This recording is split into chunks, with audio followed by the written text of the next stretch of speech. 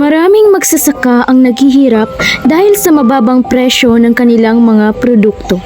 Buhay ang nakasalalay sa ani, ngunit ang kita ay kulang para mabuhay ng maayos. Kailangan natin ng mga solusyon para maitaas ang halaga ng kanilang pagod at sipag. Mula sa pagtatanim hanggang sa pagbebenta, kailangan na mas maayos na sistema para mas mapakinabangan ang bawat ani. Pagsasanay sa modernong teknolohiya, paghahanap ng mas malawak na pamilihan at pag-iisa-isa ng mga magsasaka para mas malakas ang boses sa merkado. Ito ang susi sa pag-angat ng ating kalagayan. Suportahan natin ang ating mga magsasaka, ang tunay na bayani ng ating bayan.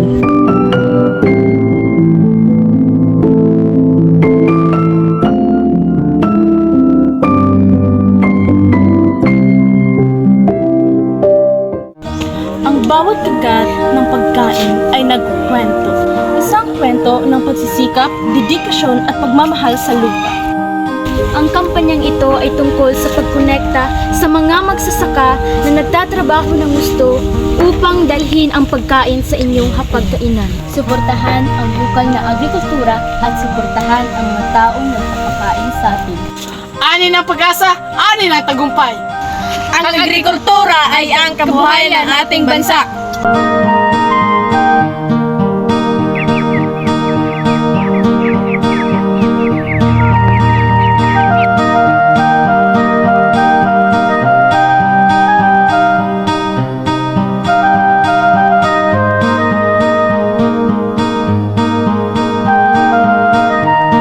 Ang current situation nato diri sa agriculture sa Aliis, kita ginamo na magmalambuon kaning ang LGU Bayawan naman sila programa like financial impact nga ang expenses sa atong farmer diri ma-lesser siya.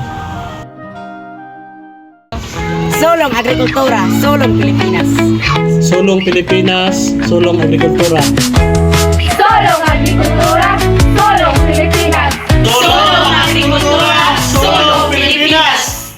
Waste another day, eyes on my display. You say we need a change and I feel that you mean it. You mean